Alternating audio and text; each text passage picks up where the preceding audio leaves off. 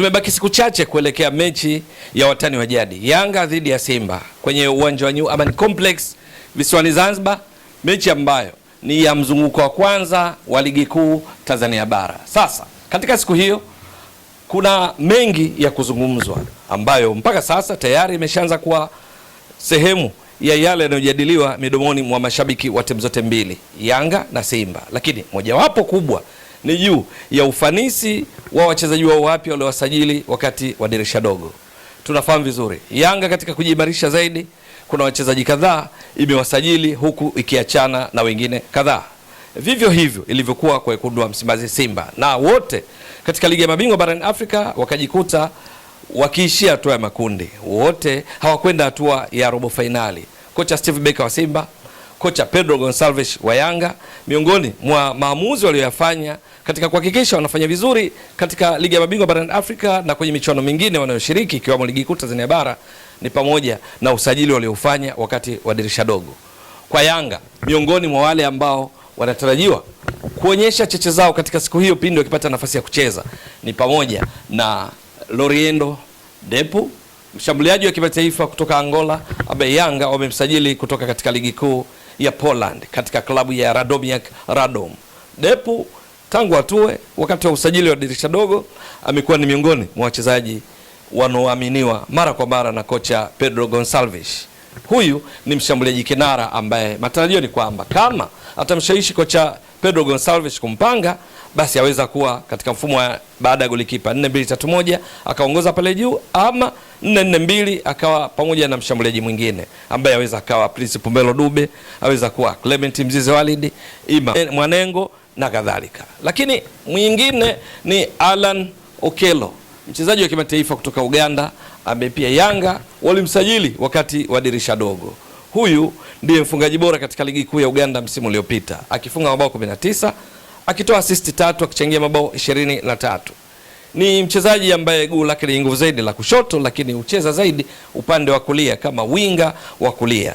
Kwa maana nyingine ni inverted winga, akiingia ndani kuweza kupiga mashuti mzuri katika kupiga mipira ya kutenga. Anaweza pia kucheza nyuma ya mshambuliaji kinara kama nambari 10. Okello ni miongoni mwa wale wanaosubiriwa kwa hamu katika mchezo huo wa watani wa jadi. Lakini mwingine ni Mohamed Hussein Shabalala. Huyu bado anaendelea kuwa miongoni mwa wachezaji gumzo kuelekea katika mchezo huo, hasa ikizingatiwa kutokana na uwezo wake mkubwa anaoonyesha kama beki wa kushoto, akiaminiwa mara kadhaa kuanza kucheza na kocha Pedro Gonçalves.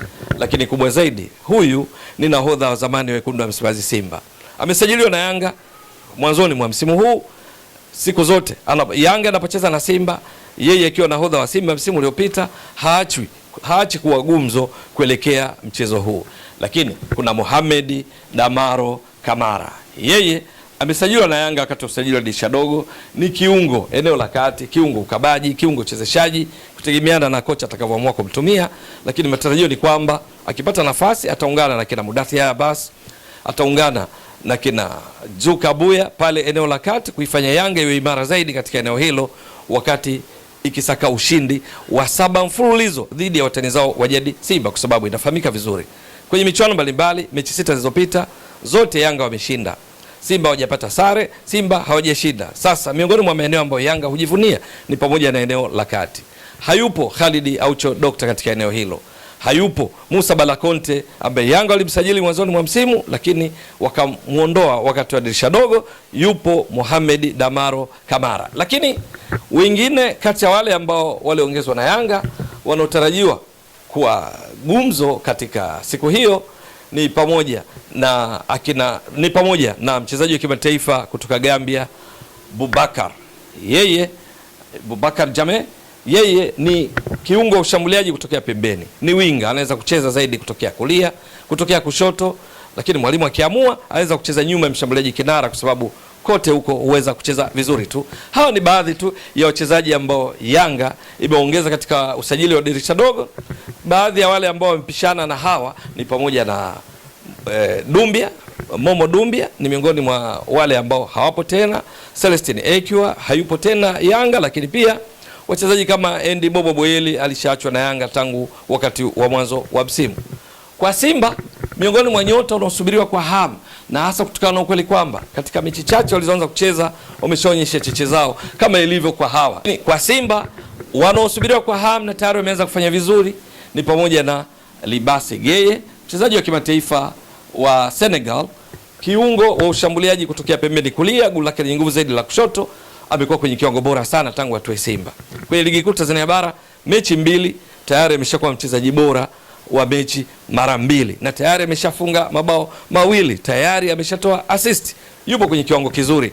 Libase Geye anatarajiwa kuongoza mashambulizi ya Simba pindi akipata nafasi siku hiyo dhidi ya Yanga. Amshamsha yake, kasi, uwezo wa kupiga mashuti, kupiga chenga kwa kuingia ndani huku akitoa nafasi kwa beki wake wa kulia. Inamaanisha Shomari Kapombe, David Kametaduchu kupanda kuongeza mapana ya uwanja. Libase Geye akiwa kwenye kiwango chake bora, huyu ni miongoni mwa wale wanaotarajiwa kufanya makubwa katika siku hiyo. Lakini kuna Aniset Ura, wote performance kwake tangu atoe Simba kadirisha dogo la usajili. Huyu ni mchezaji wa kimataifa kutoka Ivory Coast, urefu futi 6, goli lake lenye nguvu zaidi la kulia, lakini cheza yake hutokea upande wa kushoto. Anaingia ndani, ana kasi, ana chenga za maudhi. Siku hii matarajio ni kwamba akiendeleza kile ambacho tayari ameshakionyesha atakuwa ni hazina muhimu ya Simba wakati wanakwenda kushambulia. Kocha Steve Becker atakuwa akitumainia kiwango chake bora kwenda kuidhuru Yanga ya kocha Pedro Gonçalves. Aniset Ura kwenye ligi ya mabingwa barani Afrika, Simba wakimaliza nafasi ya mwisho kwenye kundi lao la D, wakimaliza wakiwa wamefunga mabao 5. Yeye ingawa alisajiliwa wakati wa dirisha dogo, amemaliza akiwa amefunga mabao 2, akichangia 40% ya mabao yote ya Simba. Kwenye ligi kuu Tanzania bara, mechi ya mwisho wakicheza dhidi ya KMC, alitoa assist kali ya kisigino kwa Libase Geye, wakati Libase Geye akifunga bao mojawapo katika mechi ambayo walishinda mabao 2-0. Bao la pili, kwenye bao la kwanza lilifungwa na Selemani Mwalimu. Yeye Aniset Ura alishiriki katika bao hilo akitoa pasi kwa Libase Geye aliyepiga shuti, golikipa wa KMC akaucheza mpira ambao uliporejea ndipo Selemani Mwalimu akaweka wavuni. Yupo kwenye kiwango kizuri. Lakini yupo Ino Jospin Loemba, mchezaji wa kimataifa kutoka Congo Brazzaville, amesajiliwa na Simba wakati wa dirisha dogo akitokea katika klabu ya Colombe kwenye ligi kuu ya Cameroon. Ni kiungo eneo la kati, kiungo ubunifu, amekuwa na kiwango kizuri pia katika dakika chache alizopata nafasi ya kucheza chini ya kocha Steve Becker. Kwenye ligi ya mabingwa barani Afrika, mechi dhidi ya Petro Atletico ya Angola, Simba mpaka dakika ya 51 ilikuwa nyuma kwa bao 1-0. Dakika hiyo akaingia yeye Loemba, akaingia Aniset Ura, akaingia Selemani Mwalimu. Simba ikabadilika mno, wakiwa wanacheza pungufu katika kipindi cha pili, wakisawazisha bao katika dakika 81 iliyowekwa wavuni na Aniset Ura. Kwenye build up yake, kwenye ujenzi wake, Aniset Loemba, Indo Jospin Loemba alishiriki kulitengeneza. Na hata katika ligi kuu Tanzania bara na mechi nyingine ambazo Simba amecheza, yeye akicheza kwa dakika chache, maana ametoa hivi karibuni wakati dirisha dogo, miguso yake, chenga zake, pasi zake zimefanya ajitwalie jina kubwa ndani ya muda mfupi, na anaweza kujikita zaidi kwenye nyoyo za mashabiki wa Simba pindi atakapopata nafasi ya kucheza dhidi ya Yanga na kuonyesha kiwango bora. Lakini wengine ni pamoja na Ismail Olivier Toure, beki wa kati ambaye anaongeza hazina ya mabeki wa Simba katika eneo la kati. Wapo akina Rushen Derok, yupo Wilson Nangu, lakini yeye kuongezeka kwake maana yake anazidi kuongezea Simba uimara kwenye eneo hilo. Ni uamuzi tu wa kocha Steve Becker nani amtumie. Lakini Ismail Olivier Toure, mchezaji wa kimataifa kutoka Ivory Coast, urefu futi 6+,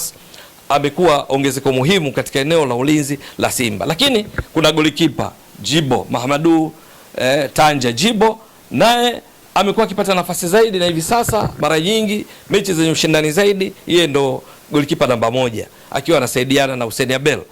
Siku hiyo akipata nafasi ya kucheza ni miongoni mwa wale wanaosubiriwa kwa hamu. Lakini katika dirisha dogo Simba alimrejesha Cletus Chota Chama, mwamba wa Lusaka, ambaye mvuto wake unatokana na ukweli kwamba msimu uliopita alitumikia Yanga akitokea Simba, lakini mwanzoni mwa msimu huu akaenda katika klabu ya Singida Black Stars. Wakati wa dirisha dogo Simba wamemrejesha yeye, amewasaidia Simba kujenga utulivu eneo la kati mwa uwanja kuelekea katika nusu ya pili ya uwanja wakati wanashambulia, akishirikiana vyema na washambuliaji wao na viungo wengine kuifanya Simba iwe hatari zaidi katika ujenzi wa mashambulizi yao ya uhakika kuelekea lango la wapinzani.